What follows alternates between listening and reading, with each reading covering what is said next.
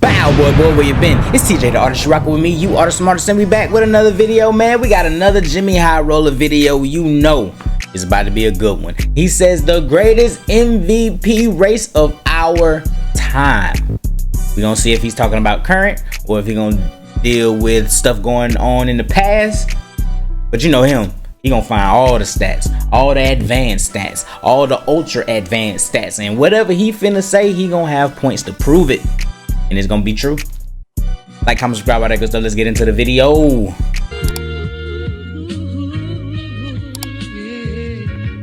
Could you turn me up in the headphones a little bit?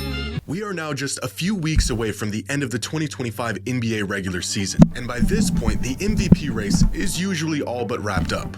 But yep, it's usually wrapped up, but not this time. History's who y'all got? Jokic, SGA. It's a two-man race. I think that it's gonna be voter fatigue, and they not gonna vote Jokic, and they gonna give it to SGA for his first one. Jokic got like 3 or 4 of them now. He was supposed to have 3 in a row, but they did voter fatigue and gave it to Embiid because he scored the most. But he do everything, bro, and he's playing better than those other seasons.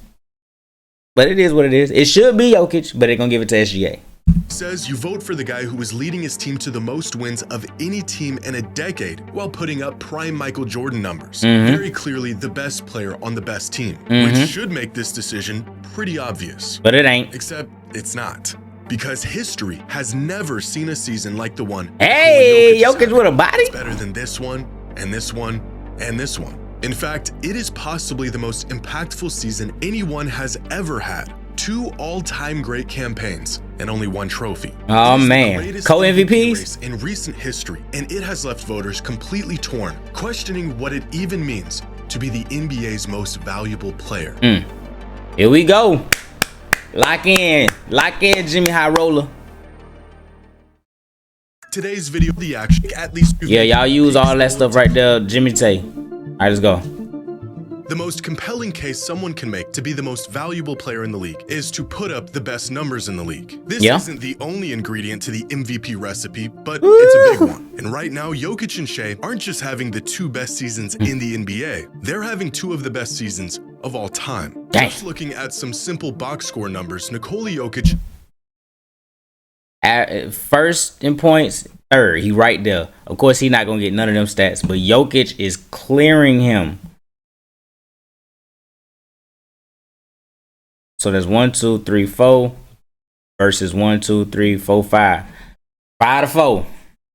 Jumps off the screen. This one don't count. It's 4-4. This one don't count. Jokic don't shoot enough threes. He shoots way more threes. That don't count. It's not gonna be even. And I think he get to the free throw line more. Whatever, man. And like the obvious favorite, a near 30-point triple-double on nearly the best efficiency. This is why he gonna win it right here. Triple-double, like he just said. That's crazy. In the entire league, and the first player to ever be top 3 in points, rebounds, and assists. Numbers that make Shea's season look a bit pedestrian, despite being historic. 33, 5, and 6 on at least 60% true shooting is a stat line that has only been achieved by 3 other players in the history of the NBA. Michael Jordan, James Harden, and Luka Doncic across 5 different seasons. Although none of them are as efficient from the floor as Shea is this season. However, box score numbers by themselves have never been quite enough to compel voters. Of these 5 previous seasons, only 1 of them ended up winning the MVP, Michael Jordan in '88. To pull it off, he had to also be the best defensive player in the league. In the case of Jokic, there's only been 1 season in modern NBA history that compares to his. Russell Westbrook in 2017. And that season, he was the runaway MVP, receiving 69 of the total 101 first-place votes. This is the season where he averaged a triple-double, and it's crazy because he then averaged a triple-double for like 3 more seasons. But I guess because he did it and he continued to do it, it took the sting out of the triple-double, and they just stopped giving it to him. They just started looking at it, other things. They started saying, well, he padding stats. He doing this, he doing that. Like, bro, you go get a triple-double then. How about that? The glaring difference between these 2 seasons, the mile-wide gap in their efficiency. A decade and some of the most absurd statistical seasons later, and the upgraded version of Westbrook's MVP season not only doesn't warrant a runaway victory for the award, it may not even win it. But these numbers hardly even He's not gonna win it because he already won it. Impact and value these two provide every game. If we take a deeper look into some of their more advanced numbers, we can see just how remarkable Shai and Jokic have been this season and why the MVP race is as close as it is. To put in kind of like they did Lamar Jackson. That's another video though. He already won it. They gave it to Josh Allen, but Lamar Jackson had basically the like way better stats over everything. I think maybe like rushing touchdowns was on Josh Allen, but everything else was on Lamar. And well, he already got it already. And Josh Allen, he deserves one. That's what they about to do for this right here, SGA and Nikola Jokic. Into perspective, well, he deserves one, so let's give it to him. LeBron at his absolute statistical peak, LeBron James, plus minus of 13.24. Steph Curry at his absolute best had a BPM of 11.94. This season, Jokic has a box plus minus of 13.21, and Shai is at 11.58. Well, choosing there's between your winner. Jokic and SGA this season is like picking between 09 LeBron and 2016 Steph. Good luck. For the last half decade, Jokic has led the league in just about every advanced metric by about a mile. But this season, Shai has threatened Jokic's spot and even dethroned him at times as the best player in the league. A feat that in and of itself is probably the most impressive thing he's done all season. On any given night, either one of them can look like the most impactful player on the planet. And even looking at advanced numbers, the edge is I don't know what none of this means. I'm just sitting up here acting like I know. NBA has Jokic as the best player in the NBA this season, with Shai right behind him, and then a really big gap, and then everyone else. Pause.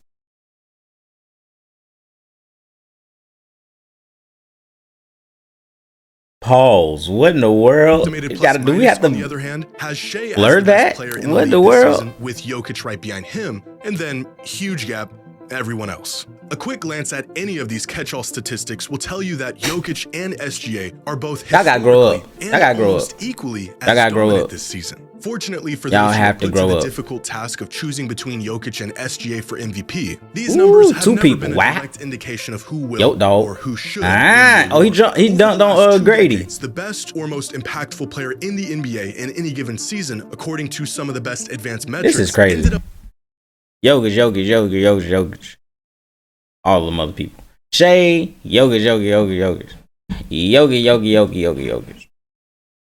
Winning the MVP award only about James. Many times these are cases where the individual numbers were backed with regular season team success, but rarely have the numbers alone, regardless of how great they were, been enough to be crowned the most valuable player in the league. In fact, if putting up the best stats automatically made a player the MVP, voting for the award wouldn't even be necessary. So in terms of sheer individual numbers, there isn't a very compelling case to be made in either direction. Jokic's numbers are better, but without more context, their dominance from game to game is virtually the same. So we need to add more context. How are these performances impacting their team? And to what extent does their historic production lead their team to success? Oh, get it out.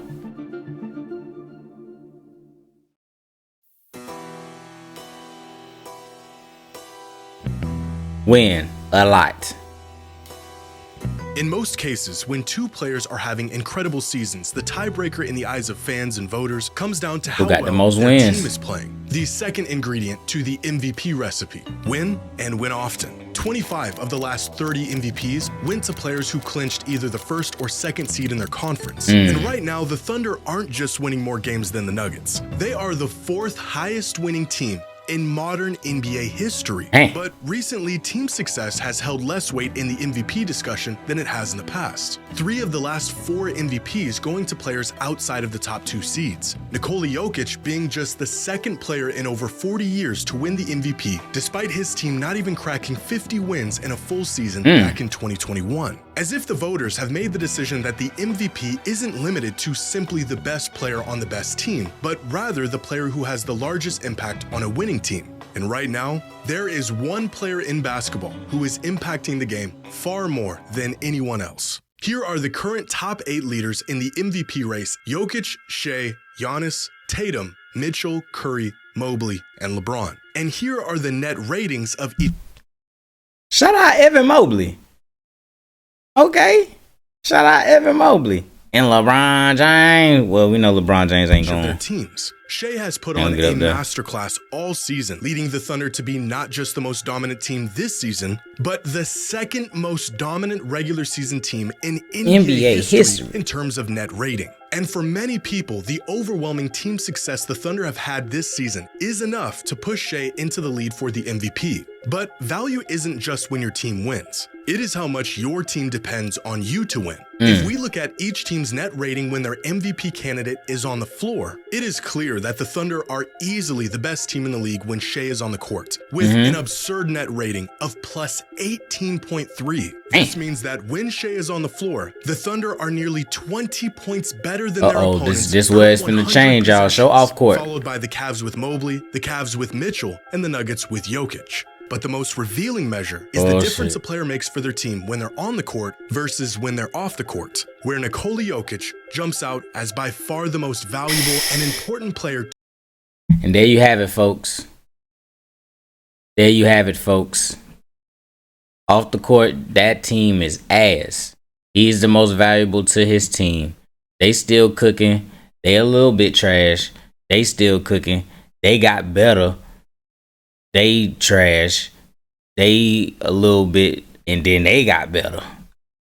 To his team in the entire league. There you go. His presence on the floor is the difference between the Nuggets 18. being a net Oh my gosh. 8.2 points, bordering the worst team in the NBA, and a plus 10.6. One of the best teams in the NBA. Nuggets. For many of these MVP gotta give it to their Jokic. team can still compete at a high level even when they're off the court, like the Celtics without Tatum, the Cavs without Mitchell or without Mobley, the Lakers without LeBron, and the Thunder without Shai. Steph and Giannis are the only other MVP candidates who elevate their teams from below average to title contenders. But without Jokic on the floor this season, the Nuggets are nearly the worst team in the league. Dang. So it's worth considering who these players play around when they're on the floor. A rotation that tends to keep starters together is bound to favor those in that starting lineup compared to a rotation that pulls and plugs periodically. For example, if Jokic tends to play with starters more often than not, but SGA is constantly playing with rotational players, Jokic's numbers are going to appear better on paper because he's playing alongside a better group. And so I looked into this. How many possessions these MVP candidates have played this season, and how many of those possessions were exclusively with the starting lineup.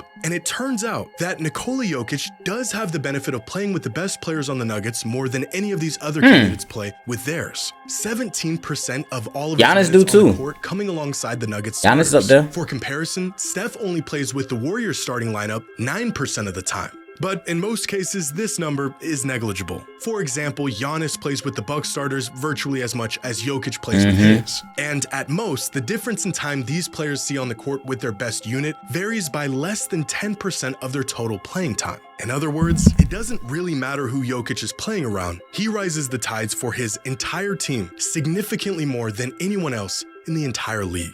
In fact, according to Cleaning the Glass, when you translate these on-off splits to an estimation of impact on Denver's record, the Nuggets are a staggering 45 wins better as a team when Jokic is on the floor versus when he isn't. For comparison, Shai's on-court impact on the Thunder projects to them being about 15 wins better as a team. But this is where the discussion becomes a matter of what you value most in your most valuable player. Because while Jokic elevates the Nuggets to one of the best teams in the league, Shai elevates the Thunder to being one of the best teams of all time. Dang. Is it more valuable to drag your team from being bad to being in title contention? Or is it more valuable to elevate your team from title hopefuls to overwhelming title greatest team all time? That's crazy. This is essentially what the MVP race is boiling down to. A player with ungodly numbers propelling his team to compete at a level they have no business being at, or a historically great scoring juggernaut who is the sole leader of the best team in recent history. And the answer to this question may boil down to a third and final ingredient to the MVP award, a factor that is often ultimately decided who has won in the past and will more than likely be the deciding factor this season. Yep, that's gonna be the factor. He already won. That's what it is. In ESPN's most recent MVP straw poll, 100 members of the media were asked to cast their vote on who they thought was the MVP of the 2025 NBA season. The results? Within the top 5, Donovan Mitchell received 0 first place votes. So did Tatum, and so did Giannis. Nikola Jokic received 30, and Shai Gilgeous-Alexander received 70 of the 100 first place votes. So far, the media has spoken, and they think Shai is this season's most valuable player. But in more recent surveys asking players, NBA executives, and NBA analysts, out of the 25 votes that were casted, 18 were in favor of Jokic, and only 7 voted for Shai. Which brings us to our third ingredient in the MVP: narratives. Beyond what you do on the court, the story has to be in your favor as well. And at the moment, every narrative is beaming directly at Shai Gilgeous-Alexander to become this season's most valuable player. First and foremost, he is the best player on the best team, a formula that has led to more MVPs than any other. While Jokic is fighting the uphill battle of voter fatigue, Shai is ripe to receive his first MVP. He's not just having a great season, he's having an all-time great individual season. He plays both sides of the ball, he is the leader of the NBA's brightest young team, and in a league that's been searching for a fresh face, Shai is front and center. SGA has what I consider to be the perfect MVP resume this season. He checks every single box for what you would want in your most valuable player. He has the marquee performances, he has the momentum, he has the caliber, and of course, he's never won it before. But narratives can also lead us astray. They can allow our emotions to dictate how we perceive what we are actually seeing. And that's where precedence gives us points to reference in search for the most fair and accurate conclusion. It allows us to not be prisoners of the moment, but instead consider the history of the game and the unwritten rules we've abided by up to this point. Precedence tells us that no matter how great a player is, winning 4 MVPs before making it to the finals even twice is completely unheard of, even for the greatest. That's why y'all should do it. For this, give it to the damn best player, man. Is a frustrating but very real thing. If the MVP award purely went to the most valuable player in the league every season, Michael Jordan and LeBron would each be sitting at 8 of them right now. Instead, the award sort of blends from one season to the next, taking in the context of everything that came before it and the consequences of it. Decades ago, MVP voters decided that the award was not reserved for the best player or even the player having the best season. Instead, it was an award that had multiple ingredients, multiple boxes that needed to be checked off. But even by their own criteria, what qualified a player to be the MVP was changing all the time. If it was simply the player having the best season, Michael Jordan would have won it about 8 times. If it was the best player on the best team, Michael Jordan would have won it about 8 times. But instead, he has 5, which has essentially set a firm benchmark on how voters vote for the foreseeable future. Voters messed up by not rewarding MJ with the number of MVPs he rightfully earned, and so every player that came after him is held to the same arbitrary, convoluted standard. As one fan put it, sports writers regret not giving Jordan all the MVPs and now punish everyone after that like it's a Supreme Court case and not just something they can. That is true. I think that's a real fact. I think that LeBron don't have more because they don't want him to have more than Jordan. I think Shaq don't have more because, you see what I'm saying?